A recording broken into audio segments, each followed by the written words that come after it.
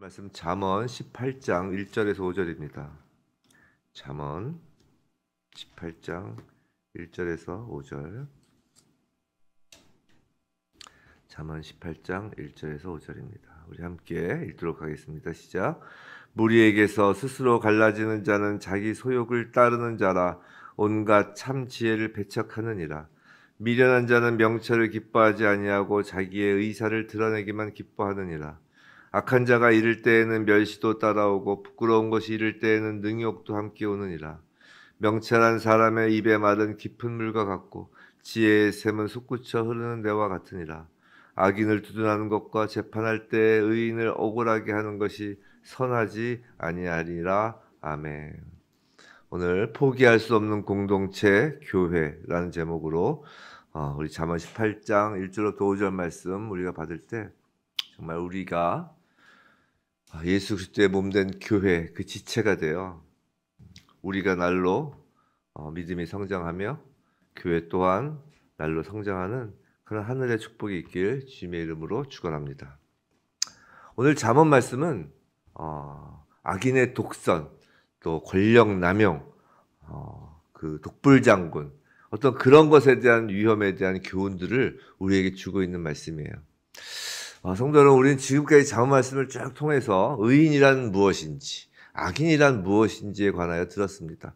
그래도 오늘 또 다시 반복하면서 이야기를 드린다면 악인이란 하나님과 관계가 끊어진 자로서 하나님의 말씀을 들으려고도 하지 않고 듣고도 따르지 않으려는 자입니다. 단순히 도덕적으로 윤리적으로 문제가 있는 사람을 성경에서는 악인이라 하지 않고 하나님과의 관계가 끊어지고 하나님의 말씀을 따르지 않으려는 자를 악인이라고 하죠. 이렇게 하나님과의 관계가 끊어지면 사람은 기본적으로 교만해집니다. 교만해져요. 교만이란 막 내가 우쭐거리고 잘난 척하고 이런 게 아니라 하나님 자리에 내가 앉으려는 것이 교만입니다. 의인은 반대죠. 의인은 하나님과 관계를 맺은 자이고 하나님께서 언제나 우리의 주인 되시는 자리에 앉아 계심을 늘 인식하는 사람을 의인이라고 하는 것이에요. 예전에 말씀드린 적이 있죠. 한자로 의자를 쓰면 머릿속으로 한번 그려보세요. 이 의자를 쓰면 양양자 밑에 나자가 있는 거예요. 한자로. 이 나 위에 어린 양, 즉 양 밑에 내 머리에 양 대신 예수가 앉아 계신 거죠. 예수님이 하나님이시고 우리의 주님이신 겁니다. 그래서 의인은 겸손해요. 이 겸손이란 그저 세상에서 예의 바르게 행동하고 허리를 굽히는 태도가 아니라 하나님을 우리의 머리에 두고 늘 하나님의 말씀에 순종하는 것입니다. 이 의인들이 모인 공동체가 바로 교회예요. 교회. 자, 악인들은 교만하다고 그랬습니다. 그래서 악인의 가장 두드러진 특징 중 하나를 말하자면 그건 바로 지극히 자기중심적이라는 거예요. 왕인 거예요, 자기가 왕.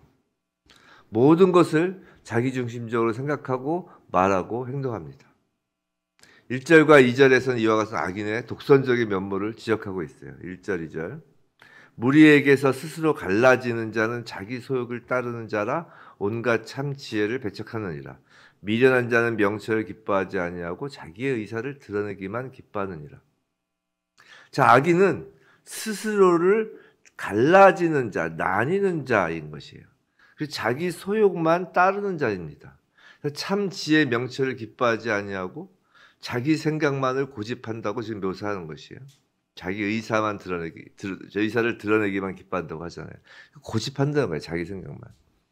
악인들이 이런 이기심과 독선과 독단에 빠져 살아가는 것은 그것이 자기에게 유익이 된다고 생각하기 때문이에요. 하지만 결국은 그 악한 자는 멸시, 부끄러움, 능욕과 같은 마지막 때를 맞게 된다는 것이죠. 그런 악인, 5절, 그런 악인을 두둔하지 말라는 것이에요. 그리고 의인을 억울하게 하는 것이 선하지 아니한다라고 합니다. 자, 1절 다시 한번 보면 여기서 스스로 갈라지는 자라는 것은 자신이 속한 공동체 전체가 따르는 것을 멸시하고 자기 생각과 아집만을 고집하는 자를 지칭하죠. 공동체의 이익에 반해서 자기의 유익만을 구하는 자예요. 구약 성경에는 하나님의 저주 중에 이런 저주가 있어요. 뭐냐면 백성 중에서 끊어지리니라는 말을 들어보셨죠? 이 성경 구절 읽다 보면은 뭔가 죄를 짓고 하나님의 율법을 지키지 않고 잘못하면 너희가 필히 백성 중에서 끊어지리니. 그래서 그 할례 받는 것, 아브라함과 할례 받는 것에서도 하나님께서 그렇게 말씀하시죠. 너희가 할례를 받지 않으면 백성 중에서 끊어진다라고 그런 말씀하시죠. 이게 하나님의 저주 중에 자주 반복되는 말씀입니다. 이스라엘 백성들의 그 삶과 행위, 신앙은 모두 공동체를 바탕으로 하고 있었기 때문에 이 개인이 백성이라는 공동체로부터 단절되는 것을 가장 큰 불행과 비극으로 여겼다는 것이죠. 근데 이 시대는 어떤가요? 이 시대는 우리가 사는 시대는 혼밥 시대죠. 혼밥 시대. 공동체는 해체되고 개인주의가 판을 치는 세상이에요. 악인은 기본적으로 자신이 가장 중요하고 우선이기 때문에 공동체도 자신만을 위한 것일 때만 소중히 여기죠. 그래서 자신에게 유익이 되지 않으면 가족과 같은 소중한 공동체도 내다 버립니다. 요새 이 시대는 정말 가족 공동체도 해체되고 개인주의가 판을 치는 세태예요. 사랑하는 성도 여러분, 우리는 그런데 하나님의 백성이에요. 백성. 아까 백성이 뭐라고 그랬죠? 공동체라고 그랬어요. 이 백성이라는 말 자체가 바로 공동체를 전제로 하는 거라고요. 성도는 그래서 기본적으로 함께 모이는 공동체예요. 하지만 모여있기만 하다고 해서 그것이 공동체인 것은 아닙니다. 공통 목적이 있어야죠. 그런 의미에서 성도란 공통된 목적을 가진 사람들이에요. 오늘 교회에 대한 이야기를 좀 해보려고 합니다. 교회는 하나님이라는 공통된 목적을 갖는 사람들의 공동체예요.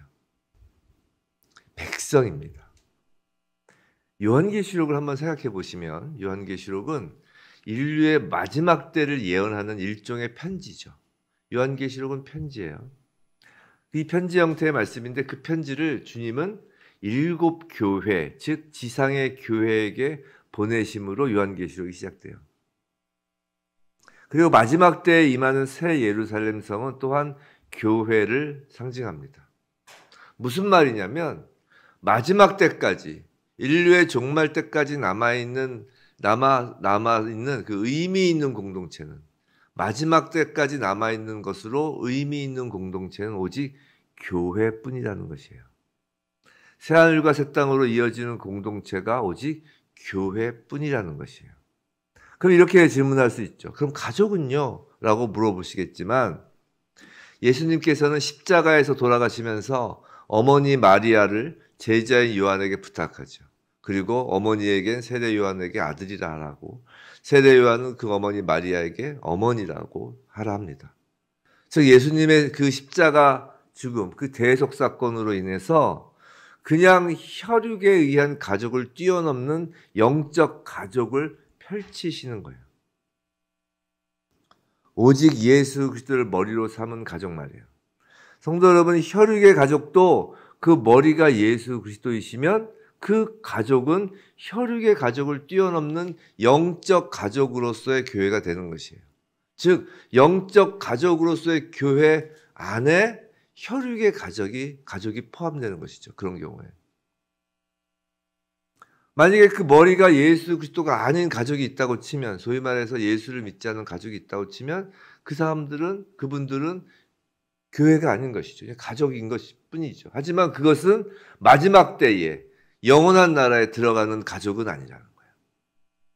하지만 어떤 가족이 있다고 칩시다. 혈연적인 가족이. 근데 그 가족이 그 머리를 예수 그리스도로 두고 있는 교회 안에 있는 가족이라면, 즉 교회라는 개념 안에 있는 가족이라면 그 가족은 당연히 새하늘과 새 땅으로 들어가는 마지막 때까지 있는 교회 중에 하나라는 것이에요. 즉 교회 따로 가족 따로가 아니라는 것이에요.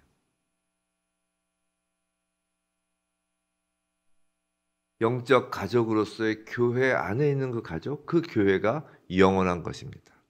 교회가 영원한 거예요. 왜냐하면 오직 예수만 영원하기 때문이에요. 예수만. 성도 여러분, 죽은 지 3일 만에 부활하셔서 하늘 보좌 우편에 계신 분은 오직 예수 그리스도 뿐이세요. 영원하신 분은 오직 삼위 하나님 뿐이시라고요. 우리가 하나님과 영원히 함께하는 방법은 삼위 하나님 가운데 오직 성자 예수 그리스도와 연합되는 길 이외에는 없어요. 성령님도 우리가 성자 예수 그리스도와 연합되는 것을 돕는 영이죠. 성자 예수 그리스도와 연합되어야 바로 성부, 성자, 성령 삼위 하나님과 우리가 연합되는 거라고요. 그때 우리는 영원히 사는 것이죠. 영원히 영원한 생명을 얻는 것이죠. 그것이 바로 영원하다는 건 시간적으로 영원이라는 것보다 영원하신 하나님과 함께하는 거라고 말씀드렸죠. 근데 이렇게 예수 그리스도와 연합이 된다는 것은 소위 한 몸을 이룬다는 것이고 예수와 가족이 된다는 의미예요. 이번 주일 설교에서 세족식에서 말씀을 드렸죠. 예수께서 발씻김을 거부하는 그 베드로에게 만일 예수의 발씻김을 거부하면 넌 예수 나와 상관없다라고 말씀하시는데 여기서 상관이라는 것이 가업을 유산으로 받는 것과 같은 가족이라는 의미라고 하였어요. 그래서 베드로에게 너가 나한테 지금 발씻김을 당하는 것을 거부한다면 넌 나의 가족이 아니야 라는 말이라는 것이죠. 우리가 영원히 하나님 나라에 거하는 길은 바로 예수와 가족이 되는 길뿐이에요. 이것을 예수 그리스도의 지체가 된다고도 하는 것이고요. 예수 그리스도의 몸된 지체를 다름 아닌 교회라고 하잖아요. 그 교회를 추상적으로 생각할 게 아니라고요. 교회는 물론 건물도 아니에요. 우리가 육신의 가족도 생각해 보세요. 사는 집이 없다고 가족이 아닌가요? 아니죠. 뿔뿔이 흩어져 있어도 가족은 가족인 것이죠. 마찬가지로 교회라는 것이 건물이 없다고 해서 가족이 아닌 것이 아닌 거예요. 교회는 가족이라고요. 예수의 가족이에요. 그래서 교회를 예수 그리스도를 머리로 둔 그리스도의 몸이라고 하는 것이에요. 우리가 마치 혈육 관계를 우리 부모가 자식을 내 몸과 같이 생각하는 것처럼 나의 지체, 나의 또 하나의 분신처럼 여기는 것처럼 우리가 교회는 예수 그리스도의 몸이라고 하는 것이에요. 자, 아까 무슨 말이냐면 아까 구약에서 하나님의 그 저주의 표현 백성 중에서 끊어지리니 라는 말은 이 시대에서 곧 교회에서 끊어지리니 라는 말과 같다는 것이에요. 성도 여러분, 교회에서 끊어지는 것이 그토록 엄중한 일이라는 것이에요. 아무리 개인주의고 아무리 혼밥이 익숙하고 아무리 자기 주관이 뚜렷하고 아무리 자존심이 중요하여도 온갖 세상을 지탱하는 공동체가 적응이 안 되고 간섭받고 간섭 주는 것이 귀찮아도 우리가 마지막까지 포기하면 안 되는 공동체가 있으니 그것이 바로 교회라는 것이에요.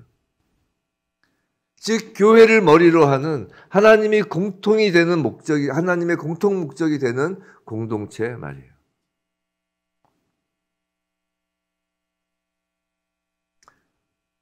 그런데 교회 안에서도 가족이 아니라 혼자로 지내는 것이 편하여서 큰 교회에 묻혀서 조용히 신앙생활 하시는 분들도 많이 있어요. 무리해서 스스로 갈라지는 것이에요. 그건 공동체가 아니에요. 공동체라는 것은 오늘 본문 1절처럼 자기 소욕, 즉 자기 생각만 해서는 존재할 수 없는 것입니다. 오히려 대형 교회에 묻혀 있는 것으로 스스로를 공동체에서 갈라지게 하는 것과 같다니까요. 그게 가족이 되어야 된다고요. 가족으로 부르신 거라고요. 개인주의가 팽배한 이 시대에 교회도 마찬가지로 공동체성을 유지하기가 참으로 힘이 듭니다. 교회에서 상처받기 쉬워요. 개개인의 성도의 그 성화, 우리의 성화가 불완전하잖아요. 그렇기 때문에 지상의 교회는 당연히 불완전합니다. 성도 여러분, 지상의 교회에서 완전한 것을 찾으시려고 하면 그건 잘못된 생각이에요. 본인 스스로를 보시라고요. 그러니까 교회에 출석하는 본인 스스로를 보고 내가 완벽하구나 라고 하나님이 인정하실 때야 교회도 완전해지는 거예요. 교회에 대해서 뭐 그렇다고 건강한 비판을 하긴 해야 되겠지만 교회에 대해서 막 지탄하고 교회가 어떻게 세상 조직만도 못하냐 막 그런 이야기들을 하잖아요. 맞아요. 교회가 불완전합니다. 근데 그 교회의 모습이 바로 여러분 가족의 모습이라니까요. 여러분의 모습이라고요. 여러분의 자녀의 모습이고 여러분의 부모의 모습이라고요. 나의 모습이라고 나의 모습. 교회에서 거울을 보는 거예요. 그 지상의 교회의 불완전성. 개인도 우리의 불완전성의 그 틈을 타고 죄가 들어오는 거잖아요. 죄가 언제 들어와요? 우리가 막 그 악인과 같은 모습을 보일 때, 어저께 악인의 모습을 좀 한번 면모를 쭉 봤죠. 그 악인과 같은 면모가 보이는 그 어떤 영적 틈바구니 사이로 죄가 타고 들어오는 거거든요. 그래서 늘 우리는 회개하고 죄를 씻어낼 수밖에 없는 게, 우리가 이 땅에서 아직 부활의 영화로운 몸, 예수의 재림 때 입게 된 부활의 영화로운 몸, 그 완전한 그 영화로움에 도달하기 전까지는 늘 우리의 불완전함이 영적 뒤틀림이 있고 그 틈이 생겨서 죄가 타고 들어오는 거거든요. 내 안에서 막 죄가 뭉클뭉클 일어나는 게 아니라 죄가 타고 들어오는 거예요. 마치 성령도 위에서 부어지는 것처럼 죄도 타고 들어와요. 마찬가지로 교회에 그래서 죄가 타고 들어옵니다. 교회도. 세상에서는 사실 그냥 죄가 당연한 거예요. 그렇기 때문에 뭐 스며들 여지가 없죠. 그냥 죄의 상태니까. 하지만 교회나 성도는 그렇게 죄가 우리를 오염시키는 게 너무 당연하다고요. 우리가 불완전하기 때문에. 그래서 교회에서 상처받는 거예요. 그래서 교회에서 상처받는 거예요. 세상에서는 상처를 안 받아요. 이 상처라는 것 자체가 죄의 증상이잖아요. 우리가 상처, 질병, 고통, 어떤 그런 것들이 죄의 증상이거든요. 죄의 증상. 세상에선 별로 상처받을 일이 별로 없는 게, 이게 죄 상태, 그냥 죄 덩어리들이기 때문에 그 안에서 상처를 받지 않습니다. 뭔가 구별되려고 했을 때 그런 공동체에서 상처를 받는 거예요. 그래도 성도 여러분, 스스로 갈라지는 자가 되지 않기를 원합니다. 적어도 가나안 성도 아시죠? 거꾸로 하면 안나가 성도가 되어서는 안 된다는 것이에요. 얼마나 많은지 모릅니다. 얼마나 많은지 몰라요. 다 상처 때문에 그렇죠. 교회에서의 상처, 믿는 사람들의 모습을, 이중적인 모습을 보고 상처. 사실 교회에서의 상처라는 것은 멀리 갈 거 없이 사람에 대한 상처입니다. 사람에 대한 상처. 그리고 그 사람은 나도 포함돼요. 나 때문에 교회 안 나오는 사람들도 있다는 것이죠. 또 누구 때문에 내가 교회 안 나가는 것뿐만이 아니라. 그렇게 스스로 갈라지는 자가 되지 말아야 합니다. 물론 아까 말씀드린 것처럼 건강한 비판은 필요하죠. 하지만 비판이 건강한 것이 되려면 비판을 받는 쪽이나 비판을 하는 쪽이나 모두를 살리는 것이 되어야 하는 것이에요. 사도 바울은 이를 권면이라고 그래요. 권면. 권면이라는 뜻은 그 헬라어 원어는 기둥을 세우다, 이렇게. 그 어떤 사람이 신앙이 약하잖아요. 기둥이 약한 기둥이 있어요. 예를 들어서 그러면은 이 기둥이 굳을 때까지, 이 땅에서 굳어질 때까지 옆에 기둥들을 이렇게 지탱하는 거예요. 이거를 그 종이 이렇게 말리는 걸로 생각하면, 얇은 종이가 아주 약해지기 전에 두터운 판지로 이렇게 종이를 감싸듯이 있는 것을 권면이라는 거예요. 교회에서의 비판은 그런 것이에요. 교회에서 비판은 찢어버리는 게 아니라고요. 그 불완전한, 지금 땅이 굳어 있지 않은 그 나무를 뿌리채 뽑아버리는 게 아니라고요. 그래서 교회에서의 비판은 교회를 박살을 내면 안 되는 거라고요. 교회를 분열시키거나 교회를 갈라지게 하거나 스스로 나가거나 이런 어떤 소위 말해서 몸을 찢어버리는 행위를 하면 안 된다. 이것이 바로 성령을 훼손하는 거예요. 이게 가장 무서운 것입니다. 교회를 찢어버리게 하려는 그 행태. 상처받을 수 있어요. 교회에서. 누군가 미울 수 있어요. 왜 저렇게 얘기했지? 오해할 수 있어요. 하지만 찢으면 안 된다고요. 그것은 건강한 비판이 될 수가 없어요. 그러려면, 이것이 건강한 비판이 되려면 2절 자기의 의사를 드러내기만 해서는 안 된다는 것이죠. 자기의 의사만 드러낸다는 것 이 자체가 하나님의 의사가 개입될 여지가 없는 악인의 행동이기 때문이에요. 제발 교회를 비판하다가 가나안 성도가 되지 않기를 바랍니다. 스스로 찢어져 나간 것이에요. 혹시 주변에 교회에서 상처 입고 교회를 비판하다가 가나안 성도가 되신 분들이 계시다면 정말 무슨 수를 써서라도 교회로 인도하여야 하는 것이에요. 영원한 공동체는 교회밖에 없기 때문이라고요. 가족도 그 교회 안에 있을 때 영원한 거예요. 기독교는 결코 혼자 돌을 닦는 종교 행위가 아닙니다. 부처님 앞에서 절하여서 성불하는 종교가 아니라고요. 저 산속에서 들어가서 가부좌를 틀고 돌을 닦으면서 신선이 되는 도교도 아니라고요. 혼자 기도하고 혼자 말씀을 읽고 혼자 유튜브 켜놓고 좋은 설교 들어가면서 하는 종교 행위가 기독교가 아니라고요. 요새 코로나 이후에 너무 좋죠. 유튜브 켜놓고 이제 이제 익숙해졌잖아요. 저도 물론 유튜브나 그런 방송 그런 것으로 선교하고 그런 것으로 부족한 부분을 채우는 것은 저도 공감을 합니다. 동일해요. 동일. 예를 들어서 병원에 계셔서 어쩔 수 없이 예배를 드릴 수 없는 분들. 뭐 코로나 사태가 바로 그거예요. 코로나 사태 때 저는 유튜브로 예배 드리고 하는 걸 찬성한 편이었습니다. 저희 교회도 그렇게 했고. 그 이유는 마치 병원에 계신 분이 화면을 보고라도 예배를 드릴 수밖에 없는 상황과 똑같은 거라고요. 전 국민이 병원에 있는 거나 마찬가지였잖아요. 그런 상황에서는 당연히 할 수밖에 없죠. 혼자 예배를 드릴 수밖에 없죠. 그건 예배죠. 그건 정말 예배입니다. 그거는. 하지만 결코 기독교는 혼자 유튜브 켜놓고 설교 듣고 혼자 기도하고 혼자 말씀 읽고 하는 종교 행위로서 기독교가 되는 것이 아니라고요. 교회가 되는 것이 아니에요. 예수의 몸을 이루는 까닭은 지체끼리 부딪히라고 이루는 거라고요. 서로 세워주라고 몸을 이루는 거라고요. 서로 깎이면서 공동체를 이루는 거라고요. 그렇게 서로 깎이는 것이 바로 예수를 닮아가는 거라고요. 혼자서 도 닦아서 예수 닮아가는 게 아니라고요. 교회 안에서 성도가 서로 사랑함으로 자신을 죽이고 자신을 깎아가는 것, 서로 다른 점을 깎아가는 것, 그렇게 영적 가족인 교회를 이루어가며 우리가 주님의 나라에 들어가는 것이에요. 그게 교회예요. 그래서 2명 이상이 모이면 교회라는 것이에요. 교회는 2명 이상이 모이면 교회예요. 혼자는 교회가 아니에요. 공동체가 아니라는 것입니다. 공동체. 성도가 아니라는 얘기는 안 했어요, 제가. 교회가 아니라고 그랬지.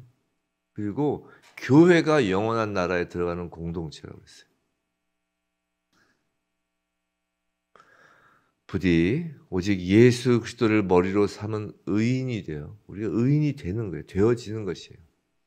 그 의인이라면 그리스도의 몸된 교회를 이루는 것입니다. 그렇게 그리스도의 몸된 교회를 이루어 영원히 하나님 나라, 하나님과 함께하는 우리 모두이길 주님의 이름으로 축원합니다.